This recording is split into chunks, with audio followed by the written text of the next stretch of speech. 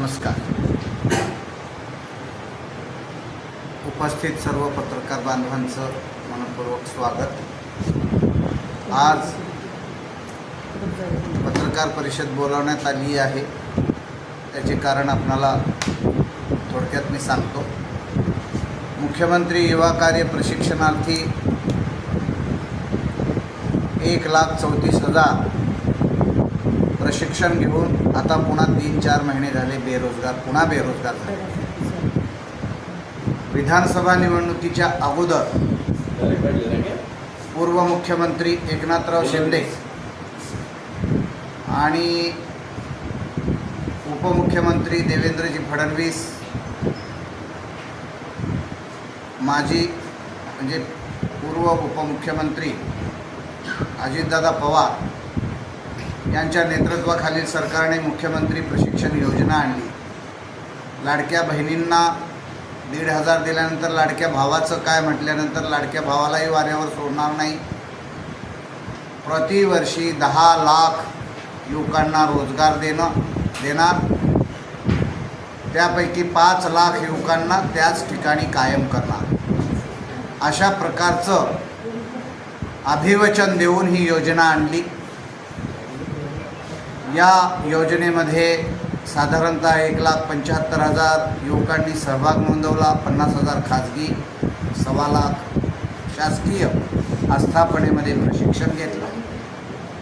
आणि राज्यातल्या तरुणांनी आता वर्षाला 10 लाख आम्हाला रोजगार भेटणार, नोकऱ्या भेटणार या खुशीच्या माध्यमातून भारतीय जनता पार्टी, शिवसेना आणि अजित पवार यांची राष्ट्रवादी बंपर बहुमताने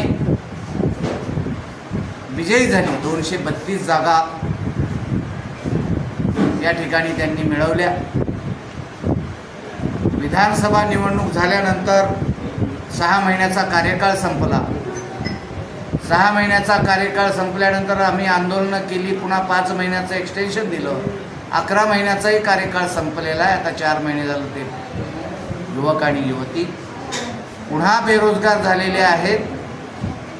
अशा या बेरोजगार झालेल्या युवक आणि युवतींना कायमस्वरूपी रोजगार देण्यासाठी आम्ही विविध 19 आंदोलनं केले. शेवटचं आंदोलन आम्ही नागपूर येथे हिवाळी अधिवेशनात लोटांगण मोर्चा काढून प्रार्थना केली, लोटांगण नमस्कार घातला. त्या लोटांगण मोर्चावर गृह विभागानं लाठीचार्ज केला. आमच्या महिला भगिनींचे कपडे पाडले. अनेक इंजुऱ्या झाल्या. आमचे निखिल म्हात्रे जखमी झाले, पाय मोडला. अशा परिस्थितीमध्ये राज्यामधलं हे सरकार राज्यातल्या बेरोजगार युवकांना रोजगार देण्याच्या दृष्टीने कुठेही गंभीर दिसत नाही. 1.5 महिना झालं आझाद मैदानामध्ये आमचं पुन्हा हे आंदोलन कायमस्वरूपी रोजगाराचं मानधनात दुप्पट वाढ मिळावी याकरता चालू असून तिथे कुणी भेट दिलेलं नाही. उद्धव बाळासाहेब ठाकरे शिवसेना पक्षाचे माजी मंत्री आमदार भास्करराव जाधव साहेबांनी विधानसभेमध्ये प्रश्न उपस्थित केला.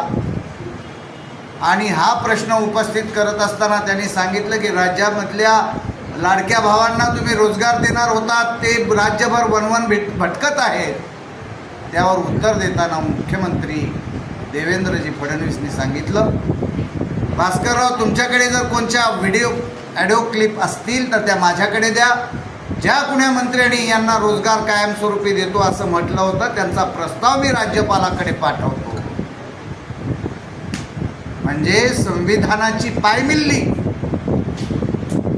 मुख्यमंत्री पदावर, संविधानिक पदावर बसलेल्या व्यक्तीनं इतकं बेजबाबदारपणे वक्तव्य करावं, या वक्तव्याचा मी बालाजी पाटील चाकूरकर मुख्यमंत्री युवा कार्य प्रशिक्षणार्थी सहाय्यक संघटनेच्या वतीने जाहीर धिक्कार करतो. आणि आपल्या सर्व पत्रकार बांधवांना त्यांनी जे काही आम्हाला आश्वासनं दिले होते त्यांचे मी व्हिडिओ तुम्हाला मी वाजून दाखवतो. अगोदर मुख्यमंत्र्याची वाजवी.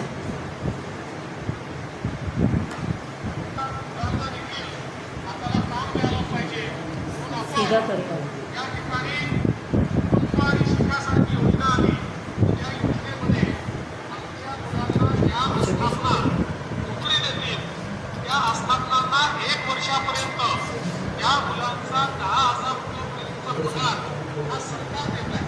10 लाख लोकांना आपण नोकऱ्या देतोय. त्यातल्या जवळपास 1.5 लाख लोकांना नोकरी आपण ऑलरेडी दिलेल्या आहेत. हे तुम्हालाही विनंती करेन की हां